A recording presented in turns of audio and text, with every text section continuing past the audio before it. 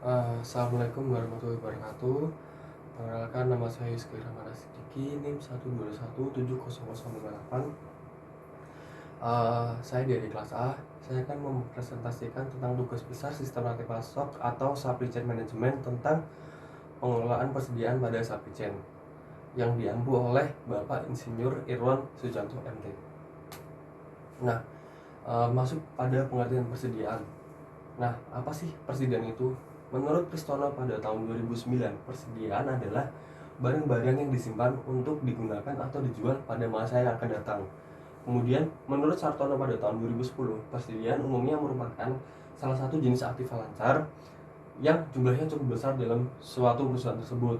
Nah, ketika kita simpulkan atau garis besarnya lah, gampangnya persediaan adalah barang-barang dagang utama dalam perusahaan tersebut. Nah, persediaan di sini termasuk dalam golongan aset lancar, perusahaan yang memiliki peran penting dalam menghasilkan laba perusahaan. Selanjutnya kita masuk ke fungsi persediaan. Nah, fungsi persediaan di sini itu ada 5. Yang pertama adalah untuk memberikan suatu stok barang agar dapat memenuhi permintaan yang timbul dari konsumen. Nah, misalkan contohnya ketika kita produksi 100 barang, kemudian permintaan konsumen tersebut adalah 80 misalkan. Nah, selisih 20-nya ini kan sisa nih, nggak dibeli sama konsumen. Nah, sisanya ini kita bisa simpan di gudang. Atau sebaliknya, ketika produksi kita 100, permintaan tersebut melampaui atau 120, sisanya kekurangan 20 ini kita bisa ambil dari gudang. Kemudian fungsi persediaan pada nomor 2 itu adalah untuk menyesuaikan produksi dengan distribusi. Contoh kasusnya sama pada contoh kasus yang pertama, ketika kita produksi 100, kemudian kapasitas truk yang akan mendistribusinya tersebut ada 150. Nah, sisa kekurangan 50-nya ini kita bisa ambil dari gudang, begitu sebaliknya. Fungsi yang ketiga adalah untuk mengambil keuntungan dari potongan jumlah. Tentunya ketika kita akan memproduksi barang, tujuan utamanya adalah untuk mencapai keuntungan atau menghasilkan laba. Yang keempat adalah untuk menghindari dari kekurangan stok yang dapat terjadi karena cuaca, kekurangan pasokan, masalah mutu, atau pengiriman yang tidak tepat. Nah, selanjutnya kelima adalah untuk menjaga agar operasi dapat berlangsung dengan baik dengan menggunakan barang-barang dalam proses dalam persediaannya. Selanjutnya kita masuk ke trade-off pengelolaan persediaan. Nah, kita perlu tahu nih alasan penting kita membuat persediaan di suatu perusahaan itu apa. Nah, di sini ada 4 alasan penting. Yang pertama adalah kesulitan memprediksi tingkat penjualan dan waktu produksi secara akurat. Yang kedua adalah beberapa item barang memiliki permintaan yang bersifat seasonal. Seasonal di sini maksudnya adalah musiman. Contohnya, pada bulan Ramadan ini permintaan kurma itu pasti meningkat di bulan Ramadan ini. Otomatis pemasok kurma itu harus menimbunnya dulu pada bulan-bulan sebelumnya, sebelum Ramadan, agar ketika bulan Ramadan tersebut itu permintaan konsumen itu dapat terpenuhi semua. Itu contohnya. Yang alasan yang ketiga adalah untuk mendapatkan manfaat dari economic of scale dan dalam produksi dan pembelian. Alasan terakhir adalah keterlambatan kedatangan bahan baku yang dipesan dapat mengakibatkan terhentinya proses produksi. Nah, contohnya di sini adalah perusahaan yang continue. Nah, continue adalah perusahaan yang proses produksinya tidak dapat berhenti di tengah jalan. Nah, misalkan ada supplier nih, supplier tersebut terlambat dalam mengirimkan barang bahan bakunya tersebut, entah itu karena cuaca, macet, atau kecelakaan, entah itu lainnya. Nah, sedangkan perusahaan ini nunggu kapan nih datangnya, kok terlambat suppliernya. Nah, untuk menunggu ini, perusahaan tersebut dapat menggunakan persediaan yang ada di gudang bahan baku tersebut agar proses produksinya itu tetap terganggu atau tetap berjalan, tidak tergantung atau tidak berhenti di tengah jalan. Nah, dalam kita mengelola persediaan, otomatis itu ada keuntungan dan ada kerugiannya. Nah, keuntungannya di sini itu ada 3. Yang pertama adalah kita dapat menyeimbangkan antara persediaan dan permintaan. Dan kedua adalah meminimalisir biaya operasional. Yang terakhir adalah ketersediaan stok atau pengaman lah, jumlah pengaman barang. Nah, kerugiannya di sini itu ada 4. Yang pertama adalah biaya penyimpanan yang ditanggung perusahaan itu akan besar banget. Jadi dalam kita menyimpan barang, setiap satu produknya itu pasti ada nilai biaya simpannya tersebut.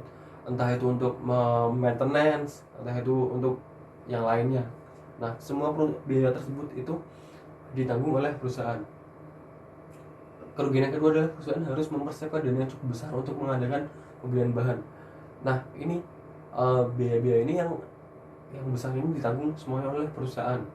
Yang ketiga adalah perusahaan menanggung kemungkinan yang cukup besar risiko kerusakan persediaan yang akibat perubahan kimia atau sebab lain. Misalkan di dalam gudang itu cuma pasti ada namanya maintenance barang, maintenance produk. Nah, bukan tidak mungkin produk tersebut dapat rusak akibat serangga atau barang-barang lain yang bergesekan atau cuaca atau yang lainnya. Nah, ketika produk itu cacat di gudang, harga tersebut atau biaya yang nilai kecacatan tersebut ditanggung sama perusahaan itu sendiri. Nah, kerugian yang terakhir adalah ada kemungkinan kehabisan bahan karena persediaan habis sebelum pada waktunya. Kemudian kita harus tahu faktor-faktor yang mempengaruhi tentang persediaan. Nah, di sini ada beberapa faktor. Yang pertama adalah perkiraan pemakaian bahan baku. Yang kedua adalah harga bahan baku atau cost. Yang ketiga adalah biaya persediaan. Yang keempat adalah pemakaian bahan. Yang kelima adalah waktu tunggu atau lead time. Yang keenam adalah persediaan pengaman atau yang tadi disebutkan safety stock. Dan yang terakhir adalah pembelian kembali atau reorder point. Nah, ketika kita akan membuat persediaan di suatu perusahaan atau kita membuat gudang, kita akan membuat gudang di suatu perusahaan, kita harus mempertimbangkan beberapa faktor yang penting tersebut. Nah, pertimbangan yang perlu diperhatikan oleh perusahaan adalah yang pertama, berapa sih kapasitas yang harus disediakan. Misalkan kita produksi perharinya itu sekian. Nah, kapasitas yang ada di gudang itu harus berapa? Kapasitas untuk menampung produksi itu berapa lama? Atau berapa besar jumlahnya tersebut. Nah, itu harus ditentukan, harus diperhatikan. Yang kedua adalah kapan dan berapa jumlah unit barang yang akan dibeli perusahaan.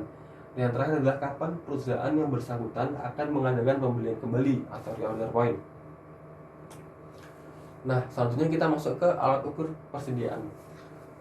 Untuk mengetahui jumlah persediaan yang ada di barang atau perputaran barang barang jadi, itu kita bisa menggunakan 3 metode. Yang pertama adalah inventory turnover rate, yang kedua adalah inventory days of supply, yang ketiga adalah fill rate. Yang pertama adalah inventory rate adalah untuk melihat seberapa cepat produk atau barang mengalir relatif terhadap jumlah rata-rata tersimpan sebagai produk sebagai persediaan. Nah, di sini kita hitung jumlah barangnya tersebut berapa dengan harga sekian. Nah, itu ada di gudang, kemudian yang keluar dari gudang itu berapa, kita hitung rasionya, itu yang dinamakan dengan inventory turnover rate. Yang kedua adalah inventory days of supply, hampir sama, tapi days of supply itu hitungannya adalah perharinya tersebut itu berapa, rata-rata jumlah perharinya itu berapa, pergerakan barangnya. Dan yang terakhir adalah fill rate atau persentase jumlah item yang tersedia ketika diminta oleh pelanggan. Misalkan kita produksi 100 barang, kemudian demand dari konsumen itu lebih dari 100 barang. Setelah kita hitung-hitung, itu fill rate-nya itu 95%. Artinya adalah ada 5% konsumen yang tidak mendapatkan produk kita atau barang kita. Itu contohnya. Kemudian kita masuk ke klasifikasi persediaan. Nah, di sini ada 3 klasifikasi, yaitu yang pertama itu bentuk, kemudian fungsi, ya, yang terakhir adalah sifat ketergantungan. Nah, di bentuknya kita ada klasifikasi 3 lagi. Yang pertama adalah bahan baku atau raw materials, kedua adalah barang setengah jadi, yang ketiga adalah barang jadi. Nah, contoh dari bahan baku adalah misalkan kapas. Nah, contoh dari barang setengah jadi itu adalah kain, dan barang jadinya itu adalah baju yang kita pakai sekarang. Itu contohnya. Kemudian klasifikasi berdasarkan fungsi itu ada 4 lagi pembagiannya. Yang pertama adalah pipeline atau transit inventory, yang kedua adalah cycle stock, yang ketiga adalah persediaan pengaman atau safety stock, dan terakhir adalah anticipation stock. Nah, safety stock dan anticipation stock itu kurang lebih hampir sama. Kemudian sifat ketergantungan. Sifat ketergantungan ini ada 2. Yang pertama itu ada dependent demand item, dan yang kedua adalah independent demand item. Kurang lebih seperti itu tentang klasifikasi persediaan yang ada di gudang. Selanjutnya kita membahas tentang hambatan dalam manajemen persediaan. Nah, di sini didapatkan ada 6 hambatan, kurang lebih ada 6 hambatan yang dialami dari perusahaan. Yang pertama adalah tidak ada matriks kinerja yang jelas. Dan yang kedua adalah sistem informasinya kurang handal. Yang ketiga adalah status pesanan tidak akurat. Keempat adalah kebijakan persediaan yang terlalu sederhana atau tidak spesifik lah. Yang kelima adalah biaya persediaan tidak ditaksir dengan benar. Ya tadi, masuk ke kerugian persediaan itu biayanya terlalu besar dan semua itu ditanggung sama perusahaan. Yang terakhir adalah keputusan supply chain yang tidak terintegrasi. Nah, itulah hambatan-hambatan yang dialami dari perusahaan. Nah, selanjutnya saya akan menampilkan satu video tentang simulasi yang ada di gudang.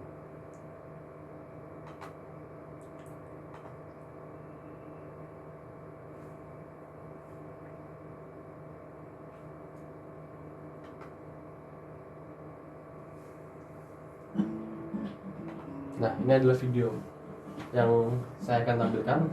Ini adalah gambaran dari sistem pergudangan yang ada di perusahaan. Di sini ada namanya Pak Robinson, adalah orang atau kepala departemen dari bagian inventory control. Nah, Pak Robinson ini memiliki staff yaitu bernama Andreas dan Victor yang tugasnya adalah untuk storing the merchandise, artinya menaruh barang-barang yang ada di gudang, menaruh barang-barang dari penerimaan ke gudang. Nah, kemudian ada namanya Jose dan Eduardo, adalah orang yang mengidentifikasikan barang-barang tersebut. Nah, mereka itu mengidentifikasi barang yang datang sesuai dengan klasifikasi yang telah ditentukan, yang seperti tadi ada klasifikasi bentuk, fungsi, dan sifat ketergantungan. Nah, tugasnya Jose dan Eduardo inilah yang menentukan klasifikasi tersebut. Nah, di sini Jose dan Eduardo adalah yang mengetahui jumlah persediaan yang ada di gudang. Nah, di sini adalah contoh grafik inventory control yang ada di perusahaan. Misalkan pada periode ke-0 ada jumlah persediaan sebanyak 100. Kemudian pada periode 20 jumlah persediaan itu sudah mencapai safety stock. Yang dimana logikanya adalah ketika barang sudah mencapai safety stock, itu harus ada pemesanan kembali atau harus ada kedatangan produk lagi, karena safety stock adalah batas minimum barang yang harus ada di gudang. Nah, ketika kita akan memesan kembali, kita pasti membutuhkan waktu tunggu atau yang dinamakan lead time. Misalkan kita nih akan produksi, kita membutuhkan bahan baku dari Malaysia. Nah, bahan baku impor dari Malaysia ini kan memerlukan waktu yang panjang, bisa kita anggaplah 10 hari lah. Nah, 10 hari itu termasuk lead time di sini. Makanya ketika pada periode 20 akan habis atau produksi atau jumlah persediaan itu mencapai safety stock, pada periode 10 lah kita harus pesan barang tersebut dari Malaysia misalkan. Makanya di sini tuh ada nama titiknya adalah reorder point, atau titik di mana kita harus memesan kembali sebelum jumlah persediaan itu mencapai safety stock, kurang lebih seperti itu. Nah, tugasnya tersebut adalah tugasnya dari Jose dan Eduardo. Nah, tugasnya Pak Robinson ini adalah yang mengawasi inventory proses atau proses pergudangan yang ada di perusahaan tersebut. Itu tugasnya Pak Robinson sebagai kepala departemen inventory control. Nah, tugasnya Jose itu juga menghitung ketersediaan barang yang ada di gudang tersebut. Nah, Eduardo adalah yang mengisi form laporan yang mengisi ketersediaan barang tersebut itu bagaimana. Kemudian Jose lah yang menyiapkan laporan tersebut, yang membuat laporan itu si Jose. Nah, si Pak Robinson ini yang mengecek atau mengawasi atau mereview laporan tersebut benar tidak dengan